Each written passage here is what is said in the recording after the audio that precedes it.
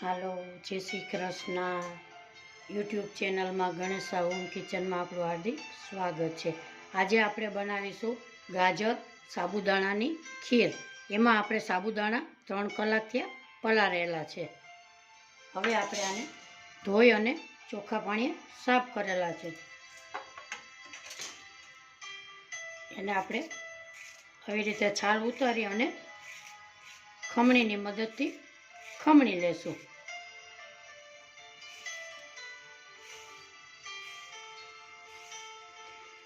આ ખીર ખાવામાં બહુ જ સ્વાદિષ્ટ લાગે છે.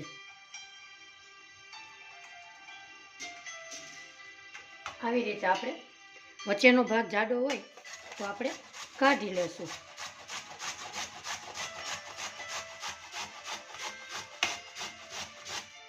આવી રીતે આપણે બધું ખમણી લેશું. આપણા ગાજર બધાય ખમણાઈ ગયા છે. હવે આપણે આગળની પ્રોસેસ કરીશું. અહીંયા આપણે એક પેન મૂકેલી છે. એમાં આપણે 2 ચમચી ઘી ઉમેરીશું.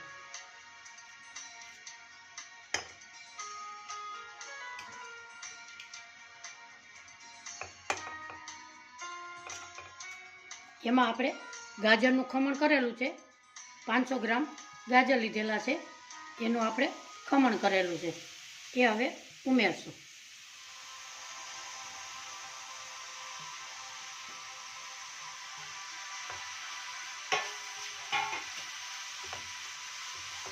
આપણો ગેસ ધીમો જ રાખવાનો.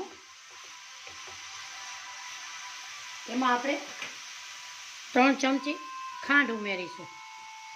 ગાજર મીઠા હોય એટલે એ પ્રમાણે ખાંડ ઉમેરીશું. અડધો લીટર દૂધ ઉમેરીશું.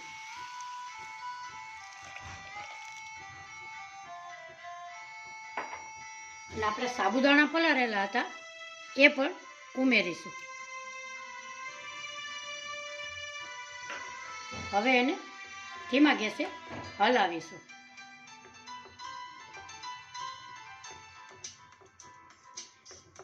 આ ખીર ખાવા બહુ જ સ્વાદિષ્ટ લાગે છે. તમે પણ જરૂર બનાવજો.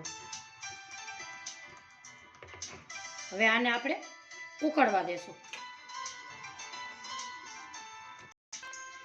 આપણી ખીર એકદમ સરસ થઈ ગઈ છે. એમાં નાખશું આપણે 2 ચમચી ફ્રેશ મલાઈ.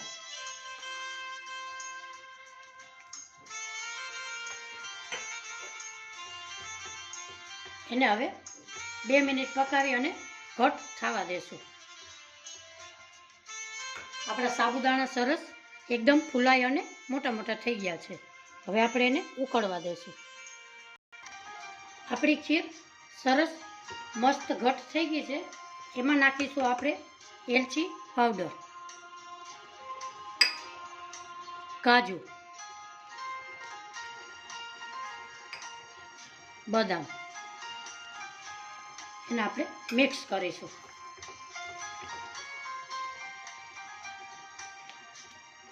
આજની મારી રેસીપી તમને ગમી હોય તો લાઈક કરજો, શેર કરજો, સબસ્ક્રાઈબ કરજો.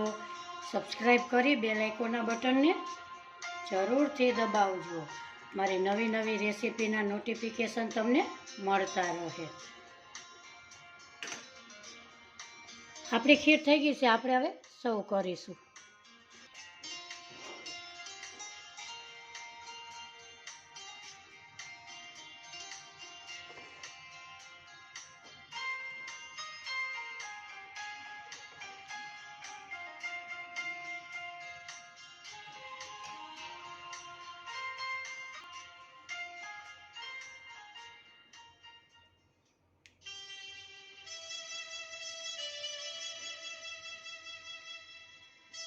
એકવાર બનાવશો તો વારંવાર બનાવવાનું મન થશે એવી આપણી આ ખીર બની છે.